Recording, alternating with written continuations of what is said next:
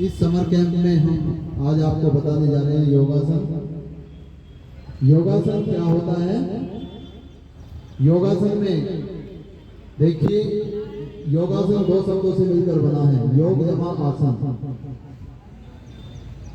योग का मतलब क्या है? अपने मन की इंद्रियों पर नियंत्रण करना। हमारा मन चंचल होता है, मन इधर उधर भटकता रहता है, तो इसलिए आप सभी जानते हैं कि पढ़ते वक्त आपका ध्यान अगर पढ़ाई पे होगा तो आप उसे अच्छी प्रकार से याद कर पाएंगे। अगर आपका मन पढ़ाई पर फोकस नहीं कर रहा है तो आप उसको अच्छी प्रकार से याद नहीं कर पाएंगे। तो प्यारे बच्चों, अपने मन में उठने वाले भाव या हमारी जो विचलित इंद्रियां हैं उन पर नियंत्रण करना, वो एक माध्यम है योग।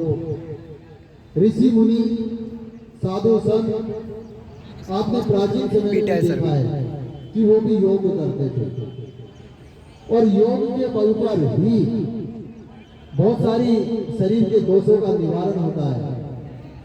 तो योग आसन, योग जमा आसन। आसन शरीर की वो मुद्रा होती है, वो स्थिति होती है जिसमें खड़े होकर या बैठकर या जिस भी मुद्रा में हमारा शरीर होता है उसमें हम अपने मन की इंद्रियों को नियंत्रण करना सीखते हैं, उसे कहते हैं आसन। जैसे हम खड़े होकर, बैठकर, लेटकर जिस मुद्रा में हम होते हैं उस मुद्रा को आसन कहते हैं, और जिस मुद्रा में होकर हम अपने मन की इंद्रियों पर नियंत्रण करना सीखते हैं तो इस पूरे को कहते हैं योगासन। योगासन से उपराय शरीर की वह मुद्रा जिसमें हम अपने शरीर की इंद्रियों पर नियंत्रण करना सीखते हैं, तो उसे कहते हैं योगासन। क्या कहते हैं? योगासन का हमारे जीवन में बहुत लाभ है। सबसे पहले योगासन का क्या फायदा है बच्चों?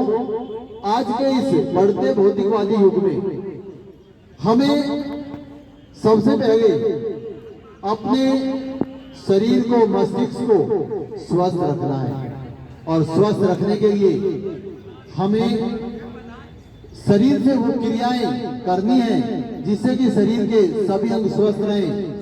मस्तिष्क से हमें, आजकल हम तनाव पढ़ाई का हो, नौकरी का हो, कामकाज का हो, वो सब प्रतिदिन तनाव हमारे मस्तिष्क में बढ़ता जा रहा है। तो बढ़ते तनाव के कारण हमें डिप्रेशन, टेंशन आदि समस्याओं से भी गुजरना पड़ता है। तो हमें इन सब चीजों से हटाकर अपने मन को भी शांत करना है, तनाव मुक्त अपना जीवन जीना है। तो वो भी तनाव मुक्त जीने के लिए हमें योग करना पड़ता है, और शरीर को स्वस्थ करने के लिए हमें आसन की क्रियाएं करनी पड़ती हैं। तो योगासन वो माध्यम है जिससे हम शारीरिक और मानसिक रूप से अपने आप को स्वस्थ बनाते हैं। अब बच्चों, योगासन करने से पहले हमें क्या करना है? सबसे पहले हमें अपने शरीर को शारीरिक और मानसिक रूप से तैयार करना है। तो उसे तैयार करने के लिए हमें अपनी बॉडी को वार्म अप करना है, वार्मिंग अप। वार्मिंग अप में क्या होता है कि शरीर की जो एक्टिविटी होनी है उसके साथ साथ, यानी शारीरिक और मानसिक रूप से अपने शरीर को तैयार करना ही वार्मिंग अप है। Warming up means a process in which we prepare ourselves mentally and physically. It's called a warming up. जैसे शरीर के प्रत्येक अंग की एक्सरसाइज, सिर से लेकर के पैर तक, समझ में आया? और ये तो होगी सारी क्रियाएं, पीटी फिजिकल ट्रेनिंग। और मेंटली का मतलब है कि हमें जो क्रिया करनी है उसके लिए दिमाग में वो चीजें निश्चित करनी है, दिमाग को भी उसके लिए हमें तैयार करना है कि हमें शरीर से योगासन करना है। ये बात अपने माइंड में आपको बैठानी है, अपने माइंड के अनुसार आपको उन क्रियाओं को करना है। तो अपने आप को शारीरिक और मानसिक रूप से, मान लीजिए आप पर कोई दबाव से कार्य कराए और आप मस्तिष्क से करने के लिए तैयार ना हो तो उसमें आपको उतना इंटरेस्ट नहीं आता। तो इसलिए आपको शारीरिक और मानसिक रूप से अपने शरीर को गर्म करना, अपने शरीर को तैयार करना, किसी भी क्रिया को करने के लिए उसे कहते हैं वार्मिंग अप। समझ में आ गया? ताकि हम उस क्रियाओं को करें और हमारे शरीर में किसी प्रकार की हानि ना हो। तो अब मैं आपको बताता हूँ वार्मिंग अप करने के लिए आपको बच्चों क्या करना है। सभी बच्चे मेरे साथ जो हैं योगासन करने से पहले अपनी बॉडी को वार्म अप करने के लिए एक्सरसाइज करेंगे। आप एक्सरसाइज रनिंग करके भी कर सकते हैं, दौड़ करके भी। कहीं आपने देखा होगा शहरों में इतनी व्यवस्थाएं नहीं है, आपको बच्चा पार्क नहीं जा पाता तो आप घर पे भी कर सकते हैं, छत पे भी कर सकते हैं मकान की। तो ऐसा स्थान चुने जहाँ पर प्रॉपर आपको ऑक्सीजन मिले, वेंटिलेशन हो और शोर युक्त और पॉल्यूशन युक्त एरिया ना हो। समझ में आया?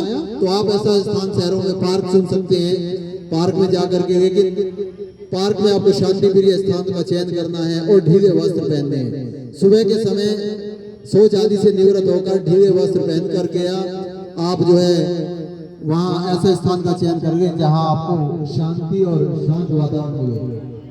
तो अब बॉडी वार्म अप करने के लिए आपको हल्की रनिंग करनी है। मान लिया बुजुर्ग हो जाते हैं तो वो दौड़ नहीं सकते तो वो हल्की जॉगिंग कर सकते हैं। तो आप किस प्रकार से आपको अपनी बॉडी को वार्म अप करना है वो थोड़ी क्रियाएं मैं आपको बता रहा हूँ।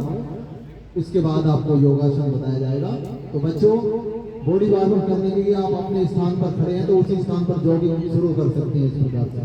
सब बच्चे वहीं पर खड़े खड़े जो है हाथों पैरों की मूवमेंट करते रहे। तो इसको भी हम बॉडी वार्म अप करने का पहला एक ही स्थान पर खड़े खड़े जो है बॉडी को आप वार्म अप कर सकते हैं। इसको जॉगिंग बोलते हैं। हाथों पैरों की मूवमेंट, हाथ भी चलते रहने चाहिए। जिस प्रकार से हम रनिंग करते हैं तो रनिंग हम आगे बढ़ते हैं लेकिन हम उसी स्थान पर जॉगिंग कर रहे हैं। इसको एक रनिंग का पार्ट है भी। तो जितनी तेज आप करना चाहें उतनी तेज भी आप कर सकते हैं। ठीक है? अब इसके पश्चात बच्चों आप जो है जैसे एक ही स्थान पर खड़े खड़े स्कीपिंग रोप करते हैं, रस्सी कूदते हैं, रस्सी की सहायता से भी आप वहीं खड़े खड़े छात्र लड़के भी तो उससे भी आपकी बॉडी वार्म अप हो जाती है। इसके पश्चात अब आपको जैसे पीटी है तो बॉडी वार्म अप करनी है तो आप पीटी की एक्सरसाइज जैसे कर लीजिए।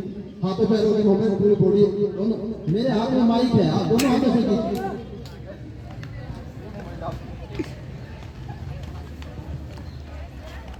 एक बार यहाँ पर भी कर सकते हो इस प्रकार से, फिर दूसरी एक्सरसाइज में आपके हाथ में मूवमेंट चल जाएगी। बहुत जल्दी से आपकी बॉडी वार्म अप हो जाती है। एक साथ करें सभी, मास्क हटा दें और क्या चलिए। अब बच्चों सिर से लेकर के पैर तक की एक्सरसाइज करनी है आपको। अब हम सिर से लेकर पैर तक की एक्सरसाइज के लिए तैयारी करते हैं। सबसे पहले हम हेड की तरफ से चलते हैं। तो आपको क्या करना है, गर्दन आंखों की और अपनी सर की एक्सरसाइज करनी है। तो आप अपने गर्दन को आंखें खोलते हुए इधर उधर दाएं बाएं साइड में मूवमेंट करें। नीचे सभी बच्चे हाथ पूरे ऊपर रखने हैं, ऐसे आंखें खुली हुई हो। आप ऊपर नीचे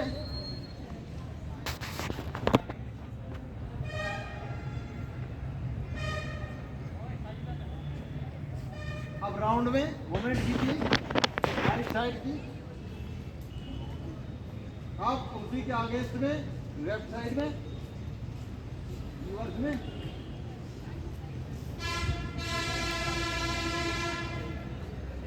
हो गया? अब इसके बाद आपकी शोल्डर रोटेशन। शोल्डर में आपके कंधों पर हाथ रखिए, कंधों को आगे से जरा हाथों को मूवमेंट करते हुए। अब रिवर्स बैक रोटेशन, उल्टी। ठीक है? अब राइट हैंड रोटेशन, दूसरा हाथ अपना इस प्रकार से रखें, हाथों को लटकाएं ना, दूसरा हाथ यहाँ रखिए। अब बैक रोटेशन एक साथ करें। अब लेफ्ट हैंड की रोटेशन, बैक रोटेशन, की एक्सरसाइज से आपके प्रत्येक अंग की एक्सरसाइज हो रही है, वो योगासन करने के लिए तैयार हो जाएगा। आप जो है अपने हिप की रोटेशन, हिप को ऐसे घुमाएं,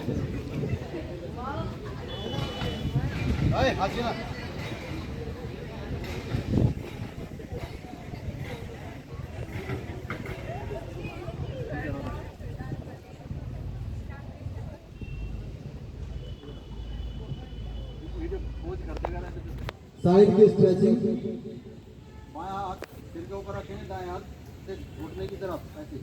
तब एक साथ देखो कौन सा हाथ है, एक साथ मुड़ना, अच्छा घंटा प्रदर्शन सबका। फिर ये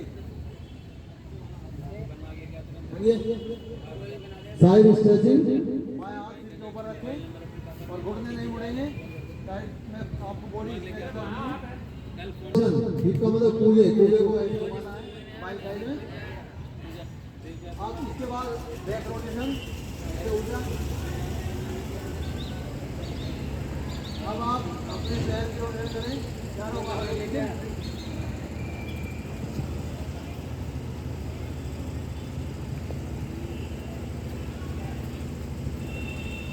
ठीक है,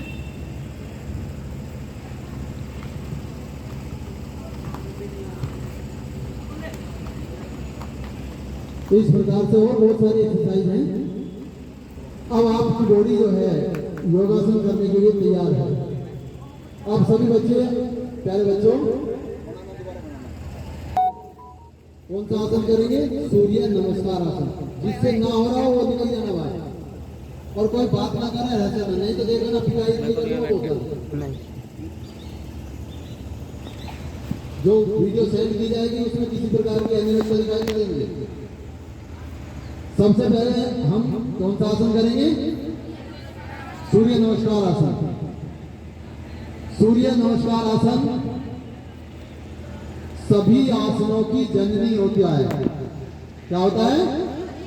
सभी आसनों की जननी, क्योंकि ये आसन 8 या 10 आसनों से मिलकर पूरा होता है। अब इसमें कैसे करना है वो मैं आपको बताता हूं, स्टेप बाय स्टेप आपको करना है। सबसे पहले प्यारे बच्चों, हम जो है सूर्योदय के समय, सूर्य नमस्कार आसन जो इसका नाम पड़ा है, क्या करना है? जब सूर्य निकलता है सूर्योदय के समय उसकी तरफ फेस करके खड़े हो जाते हैं। आपने आसन करने से पहले सोच आदि से निवृत्त होकर के अपना मैट बिछाकर अपनी बॉडी को वार्म अप करके सूर्य की तरफ मुंह करके आप खड़े हो गए, हाथ जोड़कर। पहली मुद्रा ये होती है। सूर्य नमस्कार आसन में क्या होता है? हम सूर्योदय के समय जब सूर्य निकलता है तो उसकी तरफ अपना मुंह करके हाथ जोड़ करके खड़े हो जाते हैं। तो पहली मुद्रा सूर्य नमस्कार आसन, ठीक है। आपके शरीर का संतुलन दोनों पैरों पर बराबर होगा। ये पहली मुद्रा होती है सूर्य नमस्कार आसन की। सभी बच्चे इस प्रकार से करें। एक बच्चे इधर आ जाइए, माइक पकड़ ले, एक आ जाइए कोई भी।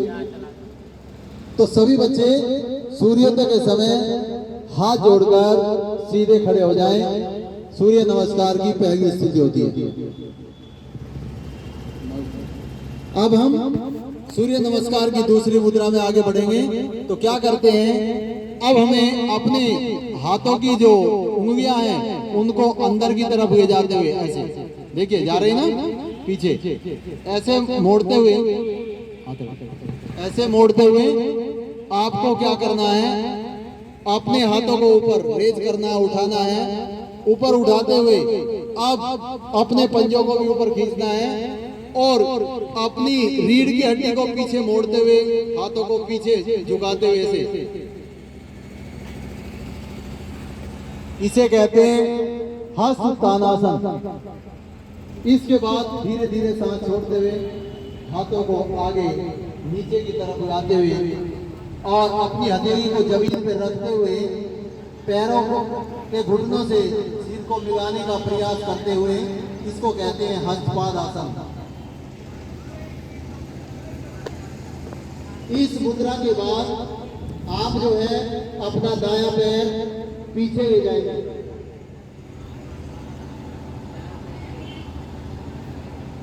आपका दायां पैर पीछे होगा और आपका घुटना जमीन पर टिका होगा। आपके हाथ दोनों जमीन पर टिके रहेंगे पूरे हथेली के साथ। इस मुद्रा को कहते हैं, पहली मुद्रा थी हाथ जोड़कर खड़े होना, दूसरी मुद्रा थी हस्त उत्तानासन, हाथों को पीछे ले जाना, तीसरी मुद्रा थी हस्त पादासन, दोनों हाथों की हथेली से जमीन पर आपको टच करना है, उनको जमीन पर रखना है और सिर को घुटने से लगाना है। ठीक है। अब हस्त पादासन के बाद आपका एक पैर दायां पैर पीछे चला गया है ना। अब इसको कहते हैं आंसू संचालन आसन। क्या कहते हैं? आंसू संचालन। आंसू संचालन का मतलब जैसे घोड़ा, आंसू मीन्स घोड़ा और संचालन में चलने के लिए तैयार है। तो घोड़ा जब चलने की मुद्रा में होता है तो उस आसन को बोलते हैं आंसू संचालन। अगर वो लड़के पैर लंबा रखिए, पैर को लंबा रखना है और फिर घुटना जमीन पर लगाइए, इसको कहते हैं आंसू संचालन आसन। इस आसन के बाद फिर हम अपना बायां पैर पीछे ले जाएंगे बच्चों। क्या ले जाएंगे? बायां पैर भी। बायां पैर आपका पीछे होगा। अब इस मुद्रा में आप जैसे दंडासन, इस मुद्रा को बोलते हैं दंडासन। क्या बोलते हैं? दंडासन। जैसे दंड लगाते हैं, दंड बैठक लगाते हैं नहीं, तो इस मुद्रा में हम बोलते हैं दंडासन। दंड की स्थिति में, यानी हमें दंड लगानी है। ठीक है। अब इसी के पश्चात अब हम क्या करेंगे? अष्टांग आसन की मुद्रा में चले जाते हैं। अष्टांग आसन में 8 अंग आपके जमीन पे टच रहेंगे। 2 हाथ, 2 पैर, 2 घुटने, 6 और एक चेस्ट और एक चिन्ह, एक चेस्ट और एक चिन्ह। ये 8 अंग अष्टांग आसन, 8 अंगों से, यानी आपके 8 अंग जमीन पे टच होंगे। अष्टांग आसन हो गया। अब आपको अपने घुटने जमीन पर टिके रहेंगे। सिर्फ आपको अपनी कोहनियों को सीधा करने की प्रयास करें और आंखों से ऊपर की तरफ देखना है। इस आसन को बोलते हैं भुजंग आसन। क्या बोलते हैं? भुजंग आसन। आगे सुनने। इस आसन के पश्चात फिर हम इस आसन से आप अधोमुख आसन की स्थिति में आ जाएंगे। सिर्फ आपको बीच वाला हिस्सा ऊपर उठाना है, हिप को ऊपर उठाना है, हिप को।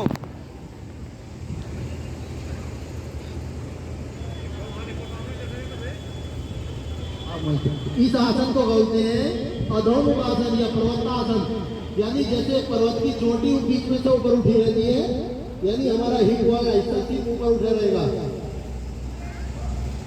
ठीक है। इसको बोलते हैं पर्वतासन या अधोमुख आसन। आसन में इसके पश्चात नेक्स्ट स्टेप होगा हमारा, पहले हमने दायां पैर पीछे ले लेंगे ना, अब हम क्या करेंगे? दायां पैर आगे लेके आएंगे। दायां पैर आगे लेके आएंगे दोनों हाथों के बीच में, इस प्रकार से आंसू संचालन की स्थिति में फिर से आ जाएंगे। पहले हमारा बायां पैर था, कौन सा पैर था? अब की बार हम दायां पैर आगे लेके आएंगे। इसको बोलते हैं आंसू संचालन आसन। आ गया। अब इसी के पश्चात फिर हम अपना बायां पैर आगे लेके आएंगे और दोनों हाथ हमारे हाथों की हथेलियां जमीन पर टिकी रहेंगी। वो पहले वाली स्थिति में चले जाएंगे जब पहले हम सूर्य नमस्कार की जो हाथ जोड़ की स्थिति, और उसके बाद हस्त पादासन, और उसके बाद हस्त उत्तानासन, हस्त उत्तान हस्त पादासन की स्थिति में ये आ जाएगा। और फिर धीरे धीरे हाथों को ऊपर उठाते हुए अपने हाथों को पीछे ले जाएंगे, हस्त पादासन, और फिर रिलैक्स होते हुए दोनों हाथों को जोड़ते हुए पहली स्थिति में वापिस आ जाएंगे।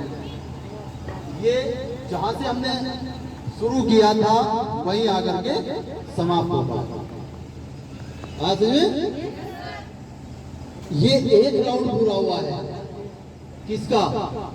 सूर्य नमस्कार आसन का। अब मैं इसका दूसरा राउंड कैसे? अब आपने पहले देखा था कि आपका दायां पैर पीछे गया था, पहले राउंड में। अब की बार आपका बायां पैर पीछे जाएगा, तब एक चक्र पूरा होगा। देखिए बेटा इधर अब दूसरे राउंड में भी आपको क्या करना है, उसी प्रकार से दोनों हाथों को सामने हाथ जोड़ते हुए और फिर अपने कोहनियों को रेंज करते हुए हथेली को पीछे की तरफ ऐसे मोड़ते हुए हाथों को ऊपर उठा के ले जाएंगे और हस्त उत्तानासन की स्थिति में, हस्त उत्तानासन की स्थिति में आप ऐसे चले जाएंगे और फिर हस्त पादासन की स्थिति में नीचे आते हुए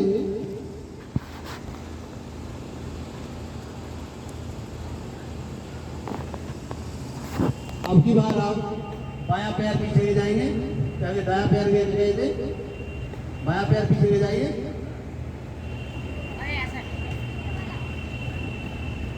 ठीक है, इसके पश्चात आप जो है दायां पैर पीछे ले जाएं, ये दंडासन की स्थिति आ जाएगी। दंडासन में आपका शरीर का पूरा वजन दोनों हाथों पर होना चाहिए और पैर के पंजों पर, बिल्कुल एक तख्ते की भांति दंड लगाते हैं जैसे दंडासन की स्थिति। हाथों पर आगे का वजन पूरा हाथों पर डाल दीजिए, गुड़िया हिप को नीचे कीजिए। देखिए मेरे शरीर का वजन सिर से लेकर पैरों तक एक तख्ते की भांति है, जैसे दंड लगाते हैं, बीच में ऐसे नहीं करना चाहिए, ये बिल्कुल पैरालाल करना है आपको। पूरा वजन हाथों पर होगा और पंजों पर, बीच वाला हिस्सा समतल करें, ऊपर उठा हुआ है बहुत सारे बच्चों का भी। बीच वाले हिस्से को हिप को नीचे कीजिए जैसे दंड लगाते हैं, इसको करवाइए। हो गया। दंडासन के बाद अष्टांग आसन की स्थिति में, सॉरी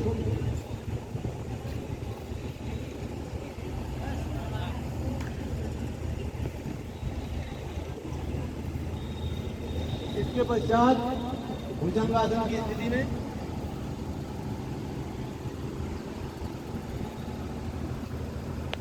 इसके पश्चात अधोमुखासन,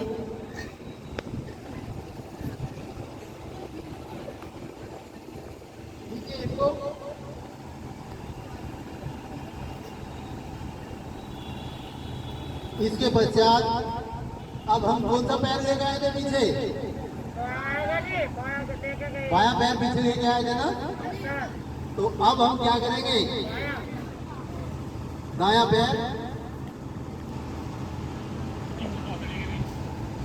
दोनों हथेलियों के बीच आकाश में ऊपर की तरफ देखेंगे और अब बायां पैर आगे रखिए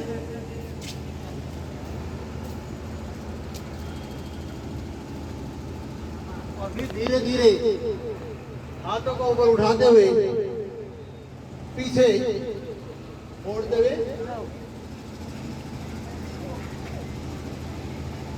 और आगे की मुद्रा में हाथ जोड़ के अंतिम चक्र ये आपका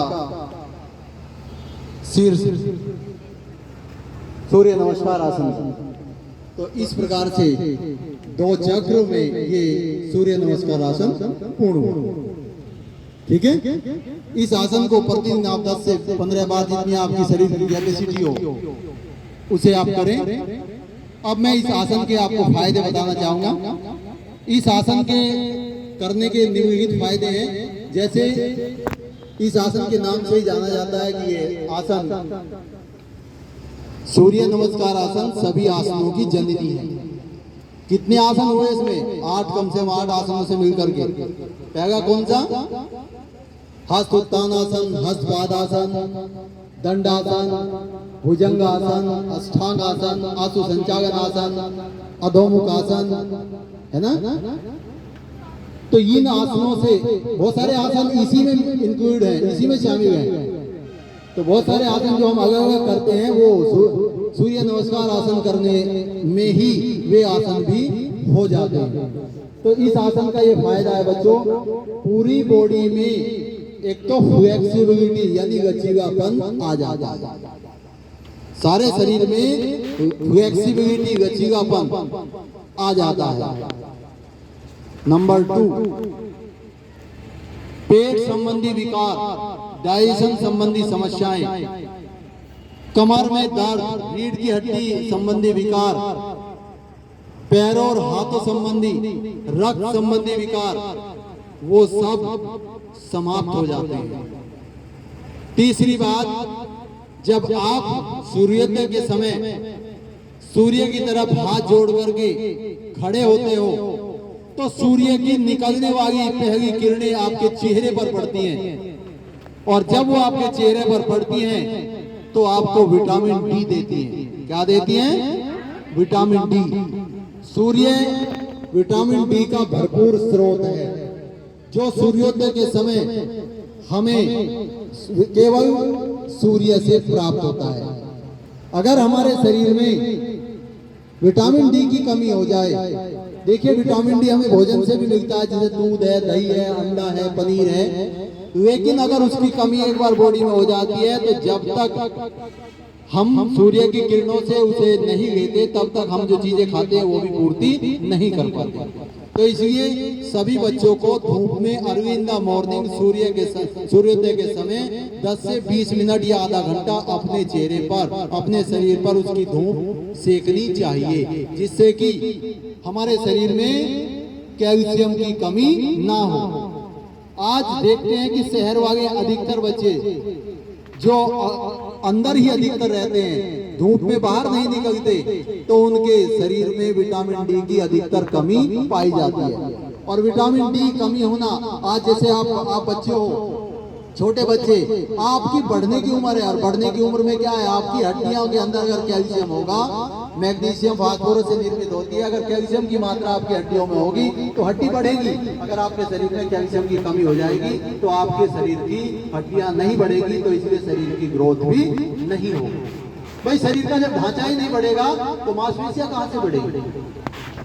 तो इसलिए भरपूर मात्रा में कैल्शियम आपको मिलना चाहिए, क्योंकि आपकी ग्रोथ बहुत जरूरी है। तो बढ़ते बच्चों को आपने देखा होगा, कई बार बच्चों के पैरों में, छोटे बच्चे हैं उनके पैरों में दर्द होता है, जिसे ग्रोइंग पेन के नाम से भी जाना जाता है। तो उनमें कैल्शियम की कमी के कारण भी ग्रोइंग पेन की समस्याएं उत्पन्न होती है। तो आप लोगों को भरपूर मात्रा में कैल्शियम चाहिए, विटामिन डी चाहिए, और विटामिन डी में कैल्शियम होता है, और वो हमें विटामिन डी जो भरपूर मात्रा में हमें कहां से मिलता है? सूर्य से। कहां से मिलता है? तो इसलिए हमें प्रतिदिन जो है सूर्य की धूप लेनी चाहिए। अब आपको क्या फायदा हुआ? जब आप सूर्य की धूप में खड़े होंगे तो एक तो सूर्य नमस्कार आसन करेंगे, और एक आपको धूप भी मिलेगी, तो विटामिन डी की आपके अंदर कमी नहीं होगी। आया समझ में? तो ये योगासन आपके लिए बहुत ही फायदेमंद है। तो सभी बच्चे इस आसन को प्रतिदिन दिन में सूर्योदय के समय 10 से 20 बार करें। धन्यवाद।